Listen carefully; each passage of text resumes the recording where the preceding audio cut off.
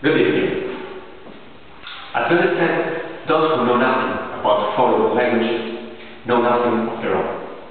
My name is Javier Sanchez Valverde, and this is going to be my oral presentation on bilingual methodologies. In response to the European Union demands for better language learning in schools, the past years have caused an increase in the number of bilingual education projects in the primary education. For example, here in Andalusia, the Department of Education is carrying out an important effort to set a wide net of bilingual schools across our region. The goal is a real improvement of our pupils' communicative competence in at least one foreign language.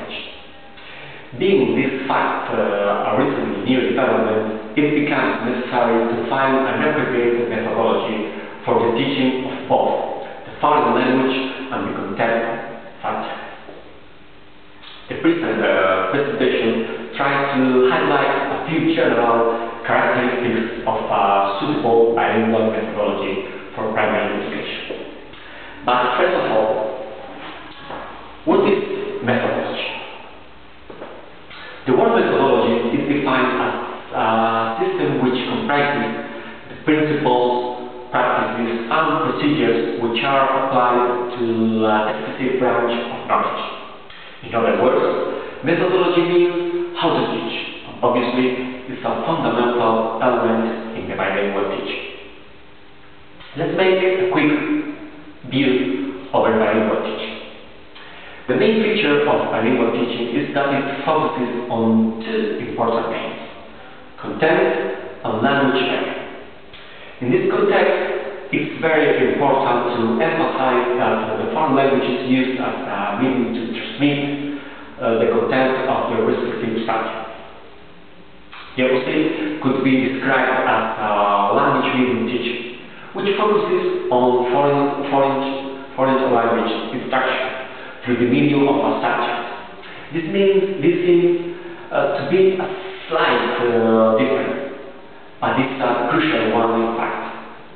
Although one can encounter the opposite opinion in the literature, we take the line that, for us, bilingual teaching means subject teaching through the medium of English and not vice versa. Following current pedagogical orientations, which are based on constructivist conception of the learning process, where pupils control their own process of building up knowledge and acquiring skills, a successful bilingual methodology must be based on some basic principles: meaningful learning, motivation and effort, methodology open and flexible, and for fostering tolerant learning. These principles are congruent with the communicative and task-based approach proposed by Program.Avi, Wilkins, and others. However, I don't want to make this presentation in a theoretical way. Somehow, I want to show you what stages we must foster in order to apply this bilingual methodology in our daily teaching. For it, we can propose the next suggestion, focused on some fundamental aspects of any teaching learning process.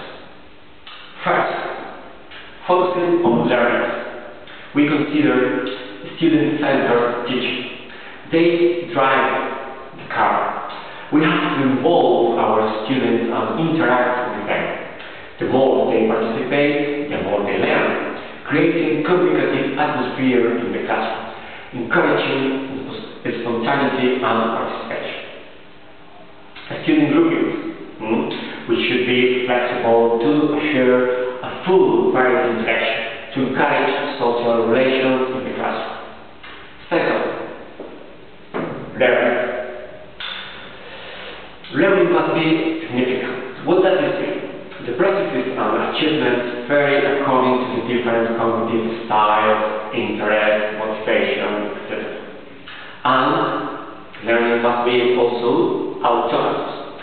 Pupils develop their own individuality. learning to learn. Third, teaching. Creative teaching. We teach to think. Teach thinking skills, not just knowledge. Encourage critical thinking.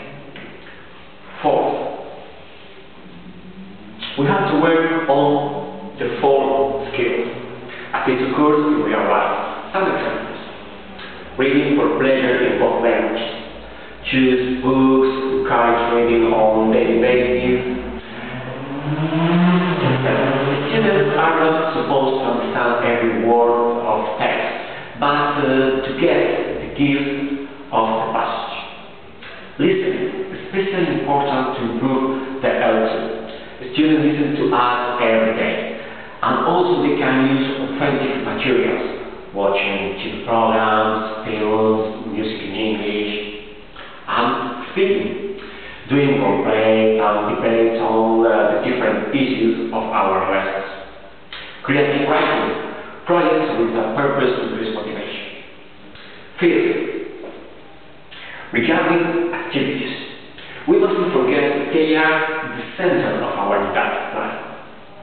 So they should be familiar to learners, like games, performances, songs.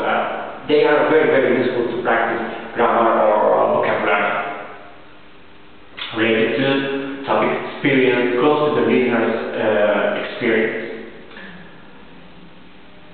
Adapted to their age, knowledge and experience.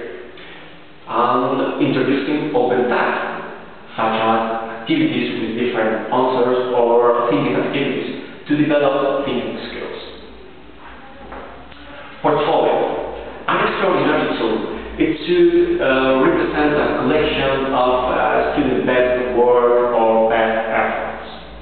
Student select examples of work experiences related to outcomes being assessed, and document according growth and development for mastering identified outcomes.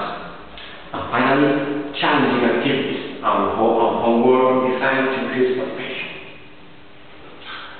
As a conclusion, we can consider that all these characteristics and strategies previously mentioned lead us to recognize the need of combining both L1 and L2 to avoid unforced and artificial use, as well as to realize the acquisition of one or several languages. Insist on the reflection about our own mother tongue. The final goal will be to apply a bilingual teaching learning system in a natural way. Thank you for your attention.